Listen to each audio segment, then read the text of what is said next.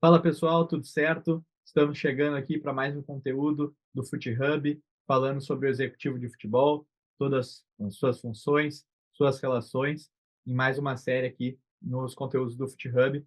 Hoje eu aqui, Rodrigo Romano, Head de Educação no FuteHub, estou aqui ao lado do William para tocar esse papo. William, seja bem-vindo. Opa, fala Romano, tudo bem aí, Bruno? Prazer estar aqui com vocês para mais esse conteúdo aqui do FuteHub. Hoje estamos recebendo aqui o Bruno Costa, executivo de futebol do Fortaleza, para nos contar um pouquinho aí sobre suas relações, um pouquinho do que o Romano contou aqui também. Então, eu já te passo a palavra aí, Bruno. Pedir para te dar um oi para a galera e já contar um pouco da tua trajetória aí dentro do futebol até chegar hoje ao cargo de executivo de futebol do Fortaleza. Prazer a todos, prazer Rodrigo, prazer aos ouvintes aí do FuteHub. Tive orgulho, né, de ser professor também do curso, né? Então é sempre legal a gente ver, né, a grande iniciativa aí do Fernando Carvalho, né, oportunizar, né, novos gestores, novos executivos e ensinar realmente, né, educar, né, o que realmente o executivo de futebol ele faz dentro no seu dia a dia. Eu sou de Porto Velho, Rondônia, oriundo de Porto Velho, com muito orgulho. Saí de casa muito cedo, né, em 95, aos 15 anos. Eu já tinha essa visão, né, de unir a parte da educação com a parte do futebol. E o único país que possibilitava isso naquela época era os Estados Unidos. Fui para os Estados Unidos para aprender o inglês e, naturalmente, você morando ali na Flórida, você acaba aprendendo o espanhol também, né, que foram fundamentais aí para a sequência da minha carreira. Fiquei durante 5 anos nos Estados Unidos, na minha primeira passagem. No meu retorno para o Brasil em 2001, eu precisava terminar o curso superior de gestão esportiva e o único lugar do Brasil que tinha esse curso superior era no Rio de Janeiro, na faculdade da cidade. Então, em 2021, apliquei para fazer um estágio na CBF e aí a importância de eu ter, né, aprendido a falar o inglês e naturalmente o espanhol por ter jogado e ter convivido com tantos, né, colombianos, argentinos, venezuelanos, uruguaios durante o período que eu vivi nos Estados Unidos na minha primeira passagem. Entrei na CBF, tive o prazer de encontrar um grande mentor que eu tive na minha vida profissional, que é o Branco. O Branco, naquela época, ele era diretor das seleções de Master. Imagine quando me ligaram falando: Bruno, você vai trabalhar com o Branco um ídolo naquela época, atual tetracampeão do mundo.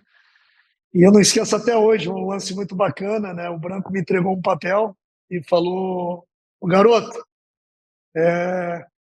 a gente vai ter um jogo em Londrina daqui 2 semanas, organiza toda a logística dessa partida, né? E da seleção de Master. Quando eu peguei a relação, era uma relação bem tranquila, né? Tafarel, Jorginho, Dunga, Branco, Bebeto, Mauro Silva. Então foi assim um momento único para mim que me marcou bastante. Eu tinha 21 anos na época. Logo em seguida, o Branco assumiu como coordenador das seleções de base e me levou para ser supervisor das seleções de base com 21 para 22 anos. Então, a oportunidade, muitas vezes, a gente não escolhe o momento dela aparecer, ela aparece e a gente tem que estar preparado. Então, é uma mensagem que eu deixo para todos aí que estão entrando, né, dentro desse mundo do futebol. Né? A gente acha que está preparado, mas a oportunidade ela aparece quando a gente menos espera.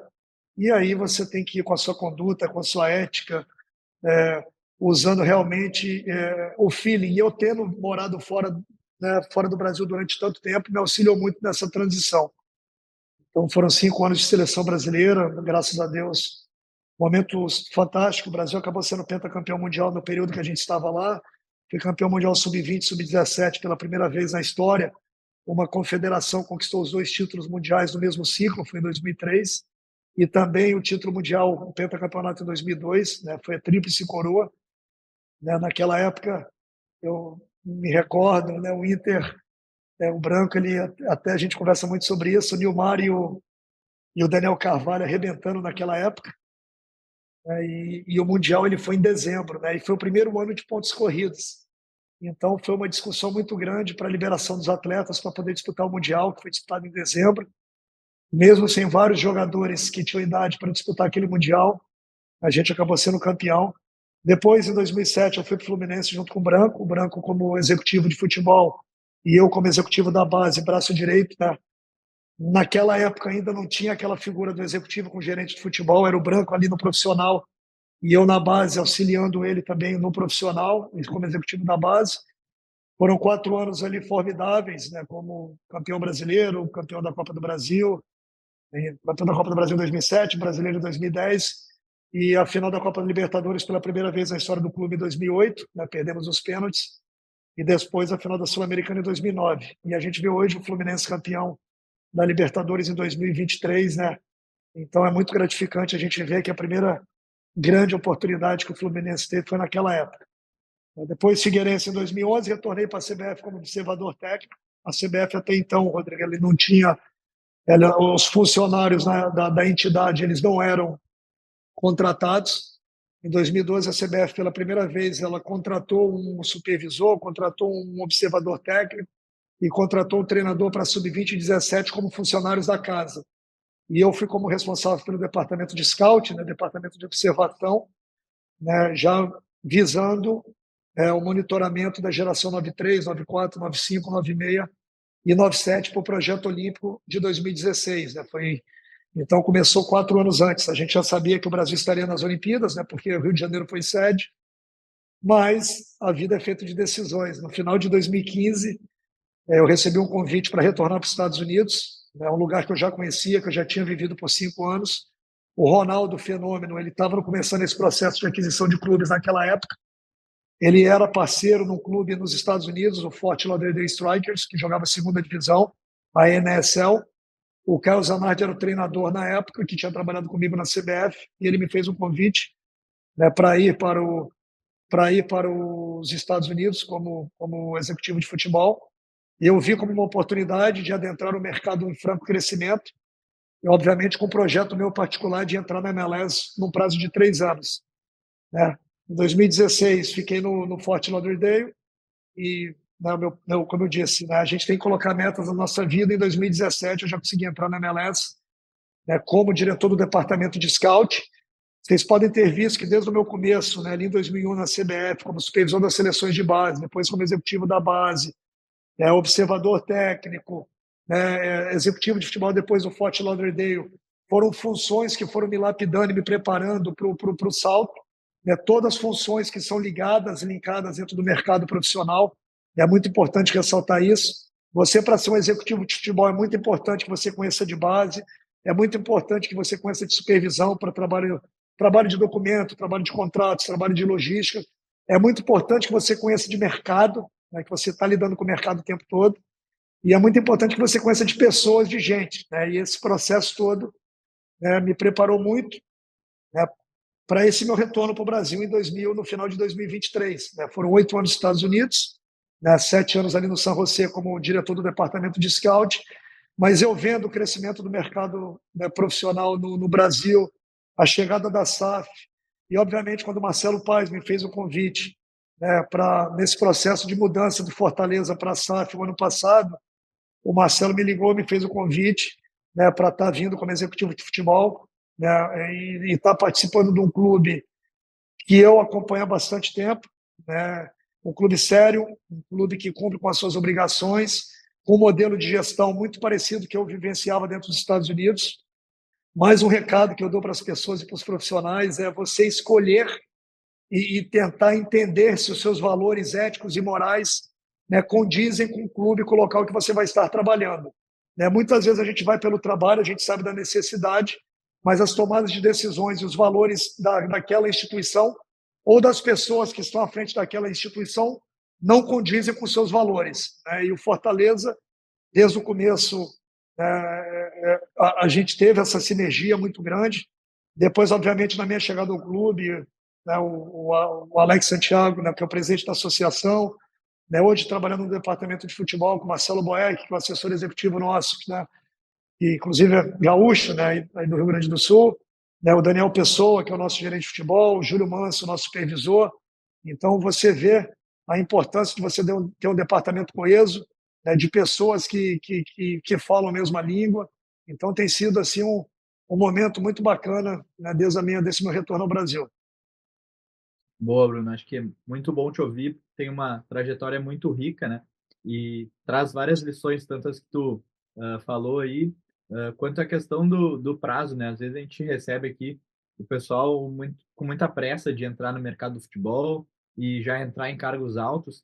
E a gente vê na tua trajetória que tu vai construindo, né? Até tua jornada nos Estados Unidos, tu falou aí que tinha um prazo de 3 anos para entrar na MLS, conseguiu antecipar isso, né? Pelo teu trabalho, mas o teu pensamento era de ter um prazo um pouco maior, né? Então, é interessante trazer isso também para o pessoal que está assistindo, para que faça o trabalho que as coisas acabam acontecendo, né?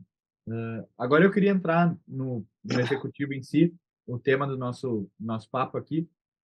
Qual é o primeiro passo assim que o executivo precisa dar quando ele chega num clube? Então, quando tu chegou nos clubes que tu atuou, quais foram as primeiras atividades? O que tu olhou? O que tu realizou já de modificações para começar a fazer teu trabalho? Eu acho que primeiro o executivo ele tem que respeitar a cultura local de cada clube, né? Eu acho fundamental.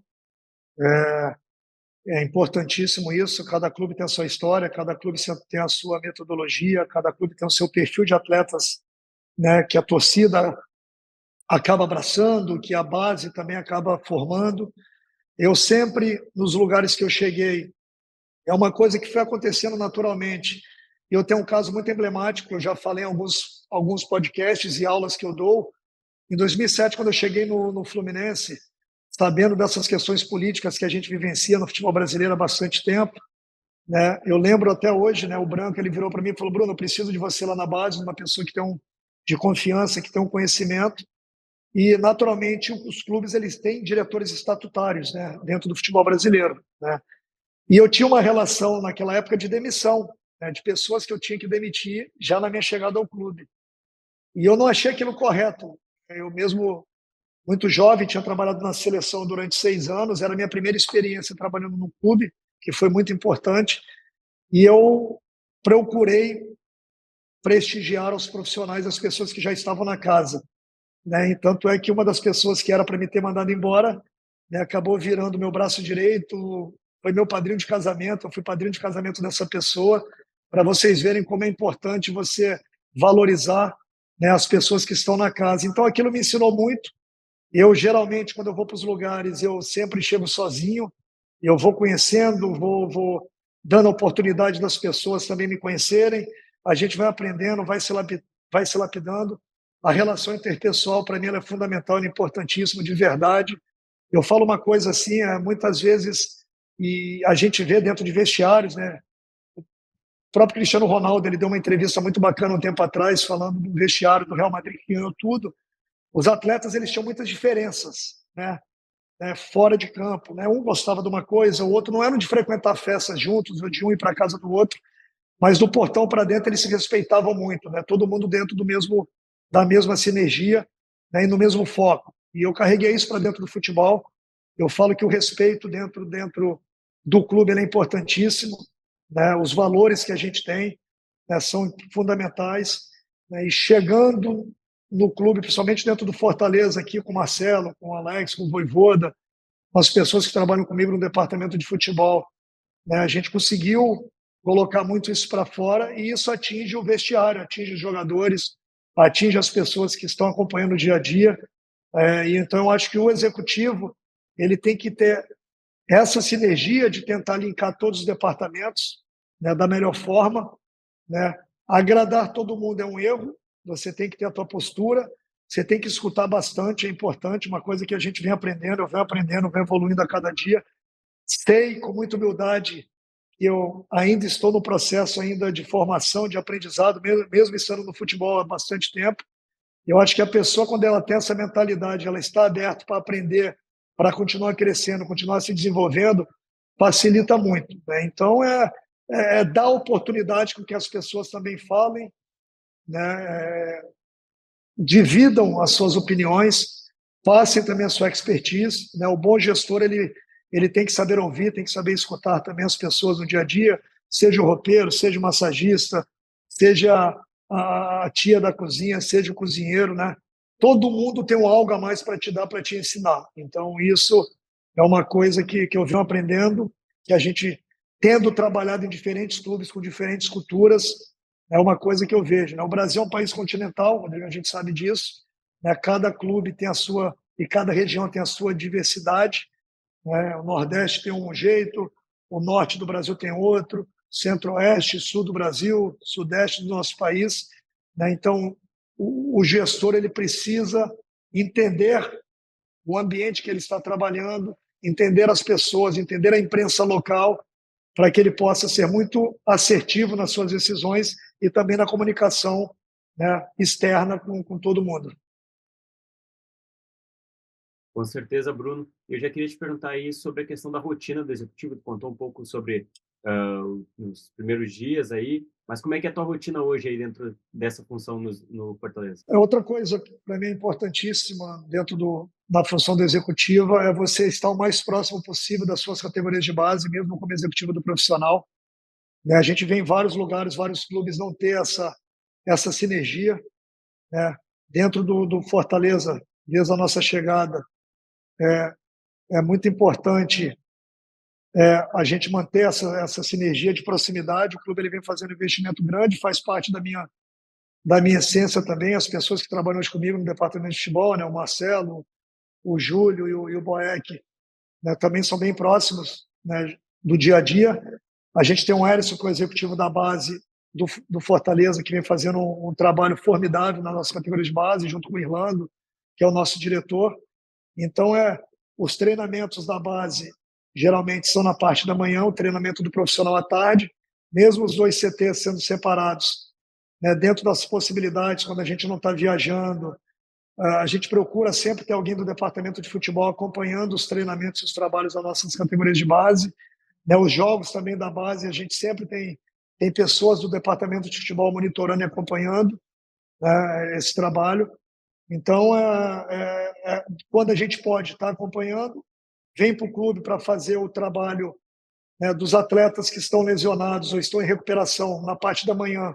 Eles fazem esse trabalho de recuperação, a gente tem um bate-papo interno dentro do departamento para definir as estratégias do dia, né, o que vai ser feito, né, com relação à imprensa, entrevistas, com o departamento de marketing, conversa com o preparador físico, departamento de fisiologia, entender tudo isso, para que quando os atletas cheguem para os treinamentos da tarde, tudo já esteja bem encaixado.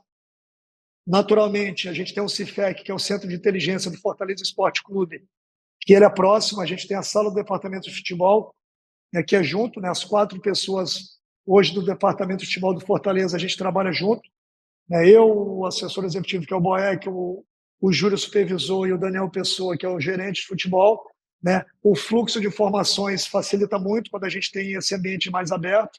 A gente tem a sala do Voivoda ao lado e a sala do departamento de inteligência de mercado e de análise, que é o CIFEC. Então, a gente faz esse fluxo de informação com relação a atletas com potencial de negociação, atletas, né, com potencial de saída também do nosso clube. A gente conversa muito sobre isso.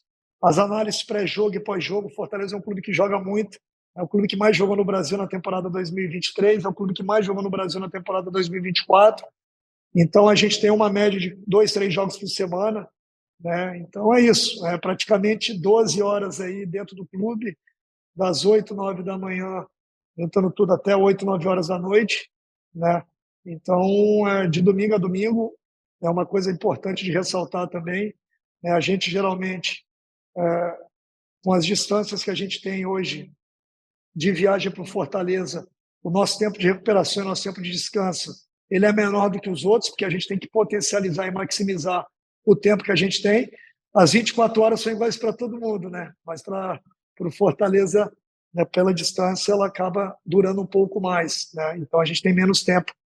Então a gente procura maximizar, ter um fluxo de informações muito aberto entre todos os departamentos, e é isso que a gente faz no dia a dia. Boa, Bruno. Acho que interessante te ouvir também em relação ao organograma, né? Citou algumas funções aí que trabalham contigo, então mais 3 profissionais diretamente Isso. no departamento de futebol. Eu queria entender quais são as outras áreas que tem o relacionamento, né? Então, como é que é esse organograma do Fortaleza? Quem é que está acima de ti? Como é que é essa disposição abaixo, né? E as outras áreas relacionadas com o futebol, numa estrutura que hoje já é SAF, né, Bruno? Então, acho que tem mais esse ponto também da gente considerar. A gente tem, na verdade, a estrutura, o organograma, ele hoje ele está sendo constituído em 2024 como uma SAF, mesmo sem ter tido investimento de fora, né, deixando bem claro, o Fortaleza ele virou uma SAF a nível de mercado, né, para poder facilitar a possibilidade de investimento futuro dentro do clube. Né, a gente tem a associação, onde o Alex Santiago ele é o presidente da associação. O Alex ele foi diretor de futebol do clube, ele participa ativamente do dia a dia do clube, do departamento de futebol com a gente. O Marcelo Paes, que é o CEO da SAF, né? Naturalmente eu como executivo de futebol. A gente tem dentro do departamento as pessoas que eu já mencionei aqui, né, algumas vezes. O Marcelo Boeck como assessor executivo, né, fazendo muito esse trabalho de vestiário, de relacionamento com os atletas, comunicação com a imprensa. Né, o Júlio Manso, que trabalha toda a parte de logística do clube, um grande profissional. Né, são pessoas assim muito capacitadas, né, fazendo logística, contratos, né, relação com a comissão técnica para decidir as questões de programação semanal.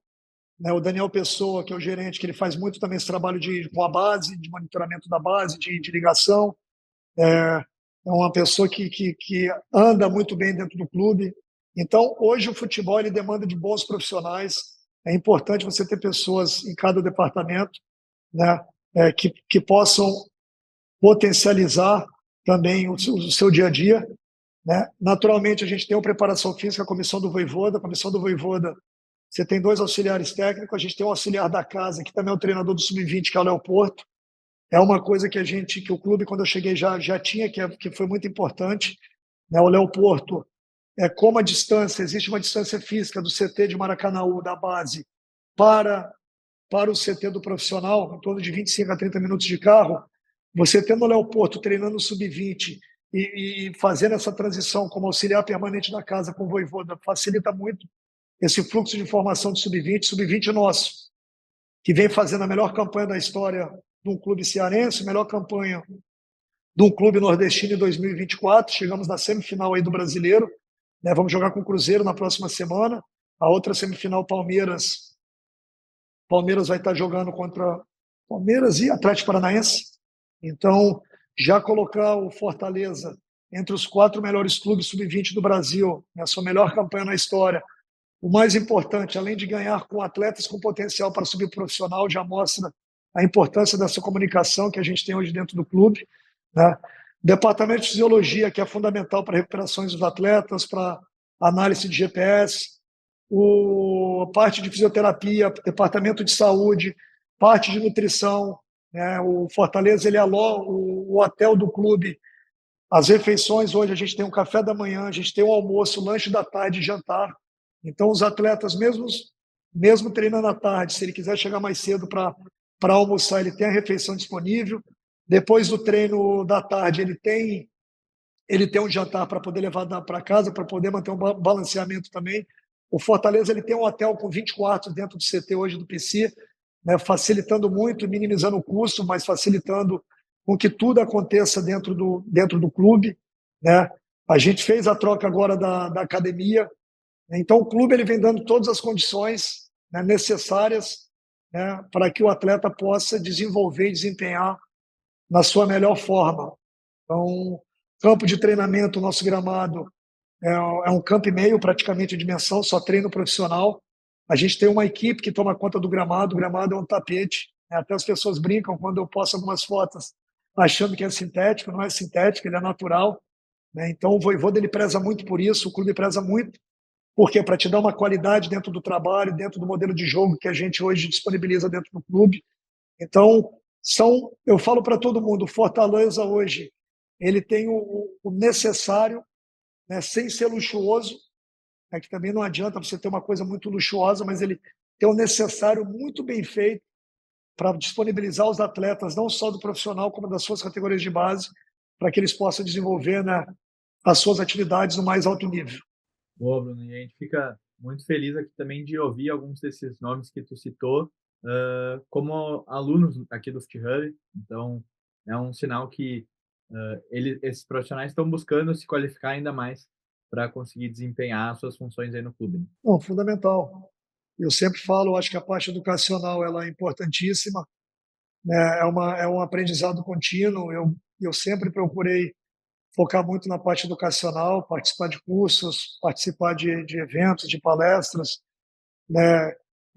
Fiz o primeiro curso de gestão da CBF, eu participei, sou da segunda turma do curso de executivo de futebol da CBF, fiz a Fundação Getúlio Vargas, estou fazendo o curso agora da FIFA, né, o FIFA Diploma em Club Management, tenho um MBA em Gestão Esportiva, fiz curso da Universidade de Futebol, participo aqui do Fut Hub, então é importantíssimo, né? E eu gosto muito dessa troca de informações.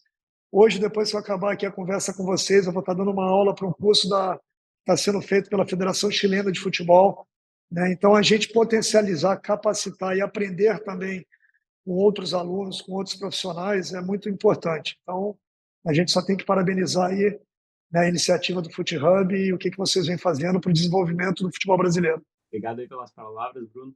E agora eu quero entrar um pouquinho mais nas relações que tu tem aí com outros departamentos no futebol. Primeiro eu quero falar sobre análise de mercado. Tu também veio dessa área, trabalhou aí há alguns anos como o gerente desse departamento. Eu queria que tu contasse um pouco como é que é a tua relação hoje com o departamento de análise de mercado. A gente vê que hoje esse departamento está cada vez ganhando mais importância dentro dos clubes. Então eu queria entender aí como é que funciona aí o teu dia a dia com o pessoal do mercado aí no Fortaleza. O mercado hoje ele é tudo, né?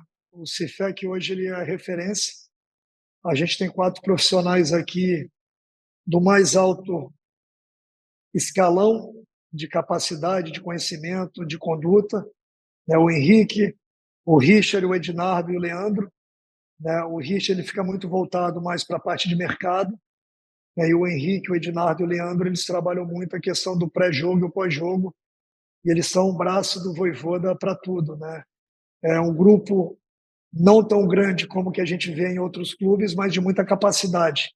E eu acho fundamental uma coisa que o meu pai me ensinou muito cedo, né? O que vale é a qualidade das pessoas, não a quantidade, né? E o Cifec é uma referência hoje não só para o mercado do futebol brasileiro, mas para o mercado internacional.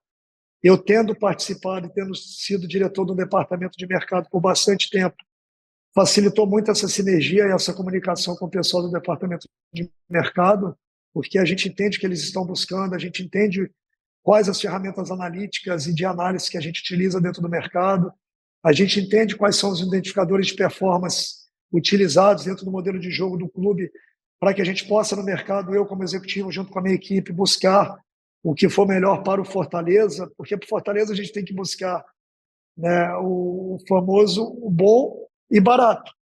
O Fortaleza tem a 15ª folha hoje do futebol brasileiro, isso é público. O próprio Marcelo Paes, nosso senhor, ele já deixou isso claro, uma folha de 7.200.000, né, de reais por mês, uma das menores. A gente precisa buscar no mercado atletas com potencial e que se encaixem dentro do modelo, atletas em baixa, né, atletas que estejam em baixa. Um exemplo grande que a gente tem dentro do clube, se você fizer um levantamento, vários jogadores do Fortaleza que hoje fazem parte do elenco foram rebaixados em outras equipes. João Ricardo e Bruno Pacheco no Ceará, Marcelo Benevenuto na época do Botafogo, o Pikachu, se não me engano, no Vasco, José Wellison no Sport de Recife, Kusevich no Curitiba, Felipe Jonathan no Santos, né? Só para te dar um exemplo de como o Fortaleza ele procura buscar no mercado atletas com esse perfil. Trouxemos o Rosseto esse ano de graça, né, vindo da MLS, do mercado, né? O Renato Kaiser, que era um jogador que estava emprestado para o Criciúma, um jogador nosso que veio de volta. Então, o Fortaleza ele tem esse perfil. Você, naturalmente, tem um treinador como o Vojvoda, né, que conhece o elenco, que conhece o grupo, e já tem um modelo de jogo bem definido, né? Facilita muito essa comunicação nossa, eu como executivo, junto com o Marcelo, com o Alex, com o departamento de futebol, né, e o Cifec, para que a gente, muito abertamente, né, tome as melhores decisões, visando todos os aspectos técnicos e, naturalmente, os aspectos financeiros em prol do Fortaleza. Boa, Bruno. E essa questão de mercado, né, ela acaba sendo um apoio aí na tua tomada de decisão e dos demais colegas do departamento para a contratação de atletas para montagem de elenco, né? Tu já passou por 2 janelas aqui no Brasil e eu queria saber de ti como é que é estruturada essa questão da montagem de um elenco, pensando no perfil do clube, no estilo de jogo também que tu mencionou. Então, como é buscada cada contratação e também pensadas as saídas, né, como tu tinha mencionado logo no início. A gente sempre fala isso, né? A gente vem batendo muito, né? O Marcelo nas entrevistas, o Alex, o próprio Vojvoda, a gente dentro do departamento de futebol. A montagem de elenco ela é feita durante várias janelas. E essa montagem de elenco do Fortaleza ela vem sendo feita e efetivada a várias janelas, né? Se você pegar o elenco, né, de 2021 para cá, eu acredito, né, de 2021, o Pikachu estava, foi para o Japão e voltou, né, o Tite acabou chegando depois, o Tinga, né? E de 2022 para cá, desde a janela de meio de ano de 22, onde Fortaleza fez 8 contratações, toda a janela, né, o clube ele vem evoluindo, vem buscando um perfil de atleta já dentro, não só técnico, mas orçamentário que se encaixe dentro do modelo do Fortaleza. Então, o executivo, né, o trabalho a médio e longo prazo, ele te possibilita isso, você crescer junto, né, e utilizando todas as janelas disponíveis para ir trabalhando e potencializando as janelas disponíveis. Né? Esse ano no Brasil, a gente, além da primeira janela, a gente teve a janela de exceção no mês de abril. Né? O clube ele procurou ser bem assertivo naquela janela. O Fortaleza trouxe 4 jogadores que hoje são importantes naquela janela de exceção em abril, né? Que foi o Breno Lopes, o Emanuel Martínez, o retorno do Kaiser e o Felipe Jonathan. Né?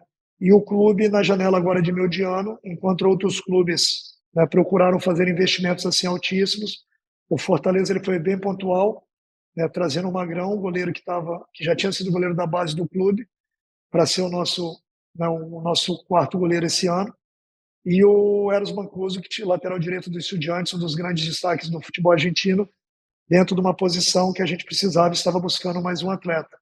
Então, sabendo do equilíbrio do clube, né, da utilização de várias janelas para chegar no elenco que o clube chegou hoje, né, e essa conversa que eu estou tendo com vocês é uma conversa que a gente tem internamente aqui, né, o nosso diálogo ele é muito aberto, então você pode notar que a comunicação que a gente tem ela é muito parecida de todas as pessoas do departamento de futebol, porque é tudo muito aberto, muito transparente entre todos nós. Né? Perfeito, Bruno. E agora eu quero te perguntar sobre outro departamento aí e a tua relação, que é o departamento de logística. Tu falou um pouquinho no início da nossa conversa aqui, mas eu queria entender mais como é que funciona a tua relação aí com o departamento de logística, porque Fortaleza é um dos times do Brasil que mais viajam, né, durante o ano. Tu comentou aí também que é o time que mais jogou em 2024 e em 2023. Então, a logística, com certeza, é um tema que vocês devem conversar bastante aí para tentar minimizar ao máximo aí o desgaste dos atletas. Então, eu queria entender como é que funciona essa tua relação aí com o departamento de logística. O Júlio Manso hoje é uma referência dentro do mercado, é o nosso supervisor. O Júlio já teve várias passagens no clube, chegou a trabalhar na federação cearense de futebol. E eu sempre falo para todo mundo, né, o Fortaleza hoje, através do Júlio, ele é um case, né, por tudo. Né, qualquer viagem nossa para o Campeonato Brasileiro, para a Sul-Americana, ela não é menos que 3 horas para ir, mais 3 para voltar. Né, além das questões de fuso horário que você acaba tendo, dependendo de para onde você vai, que são realmente de horário de treinamento. A gente tem que encaixar muito horário de treinamento junto com as nossas viagens. Né? A gente conversa muito, a CBF esse ano, pelas mudanças, pela situação que aconteceu no Rio Grande do Sul, pela mudança de tabela. Né? O supervisor, quando ele recebe a tabela muito em cima da hora, ele tem um trabalho gigante, porque você está falando de viagens com 50 pessoas hoje dentro do teu grupo de viagem. O Fortaleza ele disponibilizou um valor dentro do seu orçamento para 2024 para fretamento de voos. Né? Já foi um avanço que foi feito, tinha sido uma solicitação do próprio Vojvoda, né, para poder manter o máximo possível Fortaleza dentro do PC, dentro do seu centro de treinamento, para que os atletas pudessem viajar e ficar longe de casa o menos possível. Né? Então, por exemplo, quando a gente tem jogo em São Paulo, no Rio de Janeiro, a gente treina. Geralmente a gente tem treinado na parte da manhã, geralmente a única vez, os atletas já ficam no clube para descanso, e o voo sai 4, 5 horas da tarde, chega às 8h30, 9 da noite, para jogar no dia seguinte. Né? Os voos quando não tem conexão, os voos têm sido feitos, em sua grande parte, em rotas domésticas, sem ser fretamento, mas os voos mais longos e os voos que têm, né, que tem alguma parada, o Júlio, que faz um trabalho formidável, vocês devem ter visto a logística que foi ali para jogar contra para jogar na Bolívia, aquele jogo da Copa Sul-Americana, a 4.200 metros, onde a gente teve que fazer uma viagem, né, de avião de fretado e depois fazer uma viagem com Jeep, né, com 4x4, mais 3 horas e meia. Então, isso tudo, a questão de hotelaria. Então, eu acho que como a gente trabalha no ambiente aberto, no departamento de futebol, a gente sempre está conversando sobre isso, né, e deixando aqui bem claro mais uma vez aí aos supervisores ou quem queira começar dentro da função, né, para usar o Júlio como uma referência que realmente hoje dentro do futebol brasileiro ele está entre aí os melhores na função. Boa, Bruno. Acho que é bom ouvir toda essa preocupação e a qualidade que vocês têm aí também nessa área da logística com os avanços, né? Então, citou a questão do fretamento de voos, a gente vê que faz bastante diferença. Agora eu quero entrar num outro ponto aqui, Bruno, uma área que particularmente eu gosto bastante, que é a inovação, e que a gente vê que vem crescendo bastante no mercado do futebol. Eu queria entender a tua visão disso. Tu vem no mercado dos Estados Unidos, que trabalha muito bem isso, e chega aqui no Brasil, imagino, com um repertório grande também. Então, como é que tu vê essa inovação dentro do futebol agora, né? Nossa, a utilização de dados e de números, né, eles sempre foram importantes.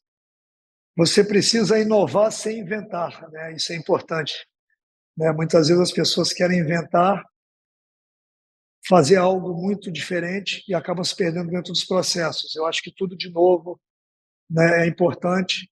As pessoas precisam estarem abertas. O Fortaleza é um clube que vem num processo de crescimento orgânico, de uma gestão totalmente responsável, né? A gente tem um clube totalmente profissionalizado, onde todos os diretores são remunerados. O Marcelo já falou isso em várias entrevistas. A gente tem as reuniões corriqueiras e mensais, né, da SAF do clube, com todos os departamentos, né, o departamento comercial, departamento de marketing, departamento financeiro. E o clube ele sempre foi muito aberto para as inovações, né? Hoje o Fortaleza, né, não só no aspecto técnico de análise pré-jogo, pós-jogo, de análise individual de atletas, mas o facial, reconhecimento facial para entrar no estádio, no Castelão, a parte de GPS, a parte de utilização de drones para os treinamentos, para fazer uma análise, né? Então, o clube ele está sempre disposto a novas informações, a continuar crescendo.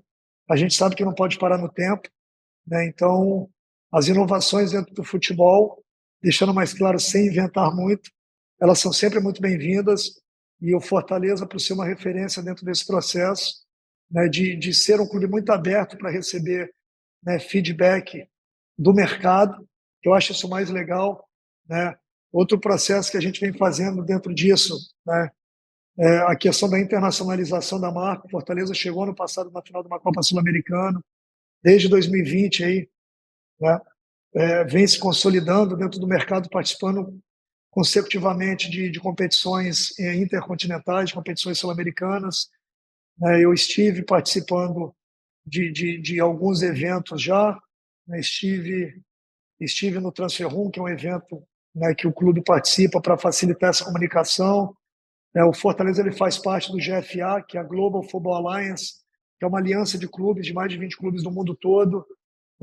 Semana que vem estarei em Portugal no Thinking Football Summit, que é um evento da Liga Portuguesa de Futebol, né? É o maior evento de futebol de Portugal. Isso tudo auxilia para que você tenha uma comunicação mais próxima com clubes, com agentes, com stakeholders, com pessoas do mercado, para que você possa cada vez mais também trazer inovações para dentro do clube. Boa, bom ouvir todas essas evoluções que o Fortaleza apresenta e a tua participação também nesses eventos que são muito importantes para entender o mercado, né? Ouvir, acho que é uma palavra muito importante nessa questão da inovação. Então, ir atrás do que está acontecendo, entender o feedback também, né? Então, tanto dos atletas quanto dos torcedores, de quem estiver envolvido em cada relação. E essa questão da inovação, ela acaba ajudando também a trazer novas receitas, né, Bruno? E essa questão financeira é outro tema que a gente quer destacar aqui e entender um pouquinho de ti, como é que é essa relação tua com a área financeira, tanto como na visão de executivo, como um executivo que está sempre contratando ou buscando uma contratação, buscando daqui a pouco uma saída de um atleta para se adequar, a questão das premiações que a gente vê muito forte aqui no futebol brasileiro, Copa do Brasil pagando muito alto, Sul-Americana. Então, todas essas questões financeiras que estão relacionadas com o executivo. Como eu te falo, dentro do clube a gente tem um grupo de pessoas que participam ativamente do processo. O Marcelo Paes, ele conduz muito bem essa questão orçamentária do clube, né? O Marcelo, ele tem um conhecimento profundo, né, de tudo. Ele está no clube desde 2015, são 10 anos ali desde a Série C, passando como diretor de futebol, presidente e agora CEO. Né? A gente discute muito dentro das condições, quando a gente está buscando um atleta no mercado. A gente senta, eu, Marcelo, Alex, junto com o departamento de futebol, a gente define uma estratégia dentro de um atleta que a gente esteja buscando. O clube ele nunca vai sair da sua essência. O Marcelo já deixou isso claro em várias entrevistas que ele deu, e eu, como executivo do clube, a gente conversa muito para o mercado sobre isso, quando estamos conversando com clubes, com outros executivos ou com agentes. Né? O Fortaleza, quando ele faz uma proposta, ele faz uma proposta dentro de sua realidade orçamentária e financeira, e o clube, em momento algum, vai fugir, né, ou vai se colocar no risco de não cumprir com as suas obrigações. O Maurício é o nosso diretor financeiro, Eduardo é o nosso gerente financeiro, né, a comunicação ela é contínua entre a gente, né, a nível de pagamento, o que precisa, né, o que a gente precisa fazer a nível de metas de venda de jogadores. Por isso do clube, né, tá fazendo um investimento também dentro das suas categorias de base. Né, a gente sabe da importância da gente começar no futuro próximo a estar lançando novos jogadores, como a gente fez com o Kevin Andrade esse ano, vem sendo um dos grandes destaques do futebol brasileiro, hoje já na seleção principal da Venezuela, o próprio Cauã, né, no sub-20 nosso, como eu falei anteriormente, hoje na semifinal do Campeonato Brasileiro. Né, esse equilíbrio, né, de você também se tornar um clube vendedor, ele é fundamental, importantíssimo para a autossustentabilidade de um clube de futebol. Então, tudo que é feito dentro do Fortaleza é com muita responsabilidade, com muito planejamento, com muito foco, né? E o nosso planejamento de 2025 ele já começou há bastante tempo, né? Não só a nível de montagem de elenco. Muitas vezes o torcedor ele não se atenta que uma renovação de contrato e a manutenção do elenco ela também faz parte da contratação. A gente vê aí renovação do João Ricardo, renovação do Bruno Pacheco, né? Renovação do Lucas Sacha, outras renovações que a gente vai estar anunciando aí no futuro próximo. Então, o clube ele sempre foi muito responsável dentro desse projeto a médio e longo prazo de manter também um elenco que está dando resultado, né? Hoje em dia você tem visto vários jogadores do Fortaleza recebendo placa, né, e camisas de 100 jogos. Um jogador para chegar a 100 jogos no clube é porque ele deu certo, é porque ele funcionou, é porque ele está no clube há um bom tempo. Então, criar essa identidade também com o clube é muito importante, né? Um equilíbrio no perfil de contratações que você faz com a subida dos atletas das categorias de base. Então, isso tudo é muito discutido internamente dentro do clube por todos do departamento de futebol. Legal, e escutar todo esse planejamento que vocês têm aí, Bruno, já dá os parabéns aí também por todo esse trabalho. E eu queria agora entrar mais no assunto das habilidades que um executivo precisa ter para exercer essas funções que tu nos contou aqui durante essa entrevista. Eu queria que tu contasse um pouco aí quais as habilidades que o executivo tem que ter. Olha, eu acho que cada pessoa tem a sua forma de liderar, a sua forma de gerir. Eu acho que a relação interpessoal é importantíssima. A questão de conduta ética e moral, para mim, são valores inegociáveis. Você lida com dinheiro o tempo todo, você lida com negociações de altos valores. Então, você lutar, preservar, né, e defender os interesses da entidade, da instituição que você está representando são fundamentais. Né, manter uma comunicação muito transparente com o mercado, com agentes, com os torcedores, com as pessoas dos outros departamentos. Né? Então, eu acho que isso são valores inegociáveis. O executivo ele precisa... não adianta você ser bom e ter algumas habilidades se você não é uma pessoa com boa conduta, com boa índole, com ética. Então, você tendo esses valores bem definidos, o resto fica tudo muito mais fácil. Boa, Bruno. Acho que são valores bem importantes realmente, para que todo o profissional do futebol tenha em si, né, possa exercer seu trabalho. Agora eu queria fazer uma pergunta sobre o contexto aqui do futebol brasileiro. E tu que chegou um pouco mais recente, né? Como é que tu vê todo esse cenário de SAF e também de liga, né? E acho que liga tu traz uma experiência muito interessante lá dos Estados Unidos. Então, para que tu conte um pouquinho do que tu está vendo desse cenário. Assim. Mas a gente tem visto várias entrevistas aí, né? O próprio Marcelo Paes hoje, o nosso CEO, ele é o CEO, né? O diretor da Liga Forte, é uma das duas ligas, e o Marcelo tem sido muito inteligente nesse posicionamento que ele tem feito para o mercado, né? Com relação à importância futura das duas ligas se unirem. Eu trabalhei na MLS, né, durante 7 anos. Tem os benefícios, obviamente o modelo de gestão da MLS é um modelo diferente, onde todos os clubes eles são donos da liga. Dentro do futebol brasileiro, você tem 2 clubes hoje, que são os 2 clubes mais vitoriosos dos últimos anos, que é o Flamengo e o Palmeiras, que não são SAF, são clubes associativos, né? Do mesmo modo, você tem clubes hoje que vêm, o próprio Bahia com o City Group, o Red Bull com o grupo do Red Bull, né? O Botafogo, né? E que são clubes que vêm com investimento, clubes que estavam, né, num processo de falência praticamente, Cruzeiro, né? E hoje em dia tiveram donos que acabaram, são modelos diferentes. Eu acho que o Brasil ainda é tudo muito novo, está todo mundo ainda no processo de entender, de conhecer o que pode ser feito. A gente vê a situação que aconteceu no Vasco com a 777. Então, eu acho que é um processo de autoconhecimento também do mercado, dos investidores, dos torcedores, das pessoas. E o Fortaleza ele vem sendo muito responsável com relação a isso.